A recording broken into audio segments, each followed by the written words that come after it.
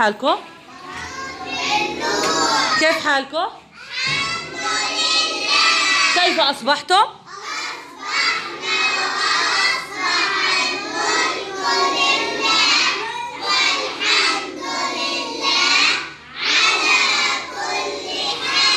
لماذا نذهب إلى الطبيب؟ عشان نعالج حد. متى نذهب إلى الطبيب؟ لما يكون ما معنى؟ إيش يعني؟ عندما نمرض. ركزوا، عندما نمرض. ماذا نأخذ من الدجاجة غير اللحم؟ بيض. أحسنتم. عندما أستمع إلى نكتة أو شيء يعجبني ماذا أفعل؟ ماذا أفعل؟ نضحك. ركزوا، ركزوا بكل كلمة أنا بحكيها. حيوان صغير يتحرك بالقفز ولونه أخضر ويأكل الحشرات. ضفدع. ممتاز. نكمل. أنتم أذكياء اليوم، صحصحين جدا، رائع، أنا سعيدة. سؤال آخر، جاهزون؟ ماذا عندما تصاب يدي أو قدمي ماذا يضع الطبيب لكي يعالج الإصابة؟ ماذا يضع؟ أي أماني؟ ضمادات. ما هي الضمادات؟ عبارة عن ماذا؟ شاش أو قطن وشريط قماش بلف في الجرح. إذن استمعوا جيدا. قلتم لي نمرض، بيض، ضمادات، ضفدع.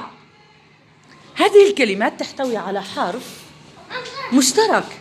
ما هو هذا الحرف؟ تفضلي. حرف الضاد. إذن اليوم عنوان درسنا هو حرف. هل أنتم جاهزون للاستماع؟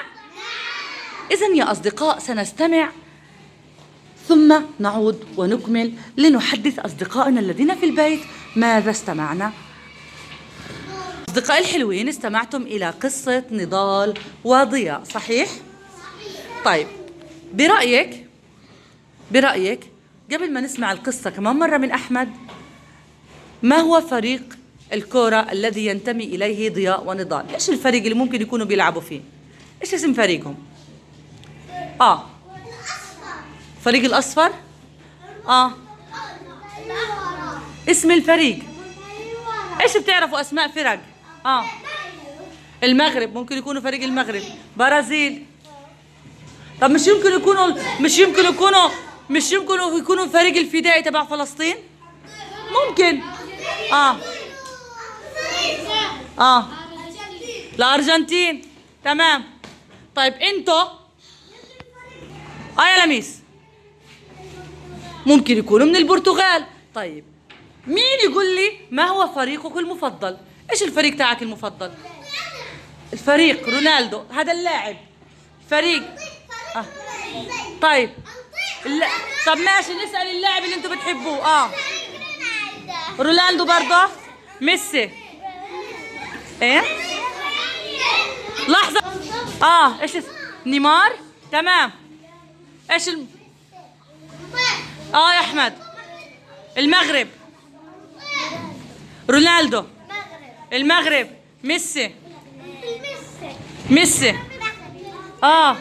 ما حدش بيحب صلاح المصري؟ محمد صلاح. تمام. رونالدو. محمد صلاح. محمد حلو. ما بعرفوش، هذا اول مره اسمع فيه. تمام، يكفي. احمد، يلا كنا نستمع لاحمد. يلا يا احمد ابدا من عندك وتعالي عندي احكي القصه. يلا اسمعوا.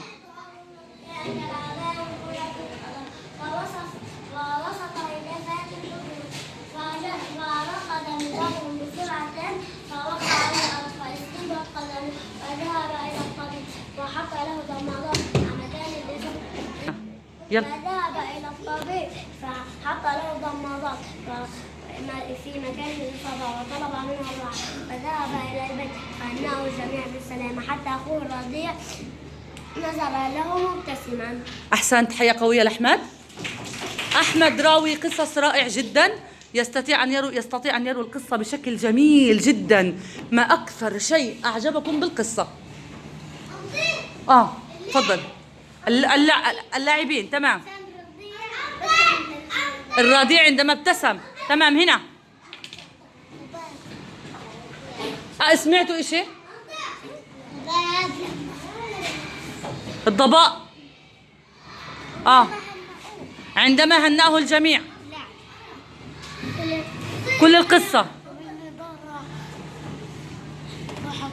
عندما أصيب ذهب إلى الطبيب. حلو. يا لينا. حلو. طيب اللي عجبته كل القصة يرفع ايده. طيب سلمى، ما أكثر شيء عجبك بالقصة؟ الرضيع لما ابتسم. حلو، الرضيع لما ابتسم. مين عجب الرضيع كمان؟ مين عجب الرضيع؟ يا زينب ايش عجبك؟ الرضيع. تمام. كيف نهنئ المريض بالسلامة؟ كيف بنهنئ؟ ماذا نقول له؟ نقول له الحمد لله على طيب كيف تكون الابتسامة؟ وروني كيف الابتسامة. لمار كيف يعني؟ ضحكنا؟ وروني الابتسامة الحلوة. الله. طيب بدي الآن واحد. يا محمد تعال وريني. محمد بده يجري ويعمل حاله يوقع بس بشويش يا محمد. إذا ما سبب وقوع محمد؟ من الجراي بسرعة مكانك يا محمد بشويش تفك بنطلونك يا أنت. شكرا. طيب مين الجراي؟ كيف يضع الطبيب الضمادات؟ هيك بضع الطبيب الضمادات بدون ما يفحص؟ أيوة، أول شيء يفحص بعدين يحط الضمادات. طيب الآن يا أصدقاء، أين يجب أن نلعب كرة القدم؟ بالملعب. لكننا نلاحظ أن الكثير من الأولاد يلعبون كرة القدم في الشارع. ما رأيك بهذا السلوك؟ إيش رأيك؟ يا باهر. ممكن تخبطوا من السيارات. طيب إيش بدنا نقول للأولاد اللي بيلعبوا الكرة في وسط الشارع؟ إيش بدنا نقول لهم؟ بدك تقولي لهم نصيحة، بدك تقنعيهم. نصيحة مني ما تلعبش عند السيارات. بدي ما تروحش على الرصيف. وين يلعب؟ بدي نصيحة. يلعب على الباب. يلعب مش احنا قلنا بدناش يوم يلعبوا بالشارع؟ بتقولي له يلعب بالشارع؟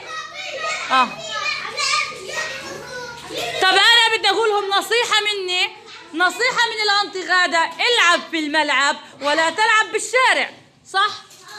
طيب بدي يا حلوين أغير أحداث القصة وأخليها قصة سعيدة. هيك لحظة، القصة كانت حزينة قليلا، نخليها سعيدة. تفضل يا زهدي. لحظة زهدي تفضل. مش عارف. طيب ايش بدي تحكي القصة. تفضل يا باهر. نجيب الاشي الحزين. ايش هو نجيبه؟ ايش نحط؟ انه ما وقعش. نحط انه نضال ما وقعش على الارض. وايش كمان؟ مين يكمل؟ مين يحكي لي القصة بشكلها السعيد غير احمد؟ تعال يا باهر يلا. باهر حيحكي لنا القصة ولكن بشكل سعيد. ابدأ يا باهر.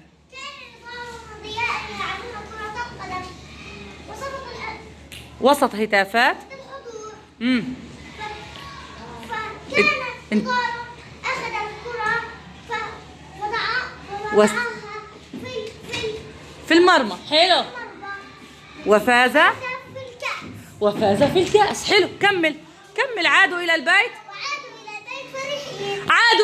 فرحين. في حالة الفوز ماذا نهنئ؟ كيف تكون التهنئة؟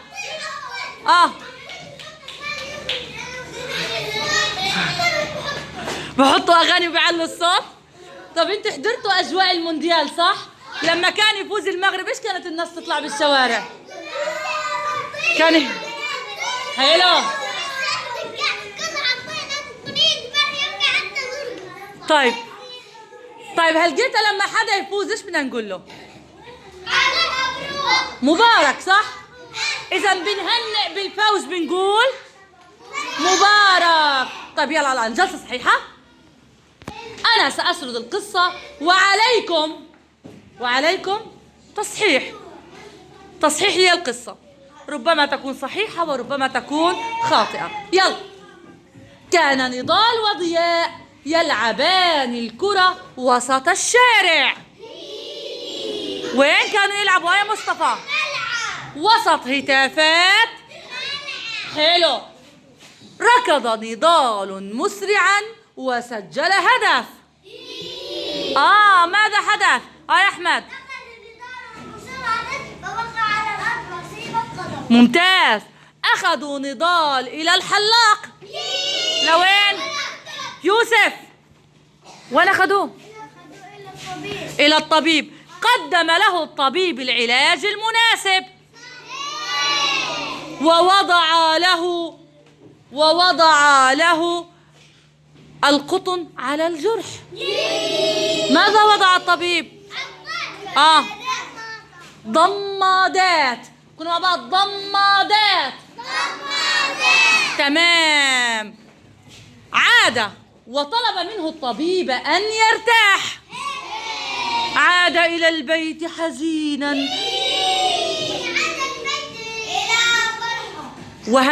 ولم يهنئه أحد بالسلامة.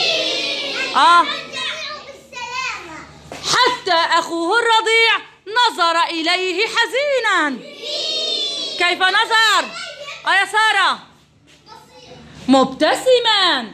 نظر إليه مبتسما. هل أعجبتكم القصة؟ إذا نصيحة من أول 3 لكل الأولاد الذين يلعبون الكرة. أين نلعب الكرة؟ ألعب الكرة وحدي أم مع الأصدقاء؟ برافو عليكم. كلنا بتحب لعب الكرة؟ اللي بحب لعب الكرة يرفع إيده. الله، بحبوا لعب الكرة. طيب فكر. يلا فكر كلمة من القصة فيها حرف الضاد. كلمة استمعتم إليها بالقصة تحتوي حرف الضاد. جاهزين؟ كلمة بحرف الضاد من القصة. اللي بيعرف يرفع ايده. سلمى. في بالقصة ضيوف؟ نضال. ضياء. تفضل فراس. قالوا. في بالقصة ضحى. رضيع. نضال. في بالقصة شرطي وشرطي بحرف الضاد. ركزوا. يا أحمد. طبيب في حرف الضاد. رضيع. حضور. رضيع. حضور. أين وقع؟ ضمادات كمان. حضور. أرض. ممتاز.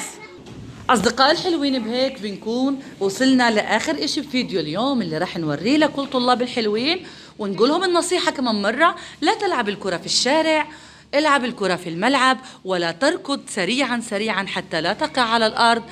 العب بتعاون وهدوء مع الأصدقاء. كرة القدم لعبة مفيدة وجميلة، تعلمنا التعاون وتعلمنا النظام وتدينا قوة بدنية، وأنا أحب تشجيع كرة القدم مثلكم يا أصدقاء. إذن كنا نقول للكاميرا إلى اللقاء.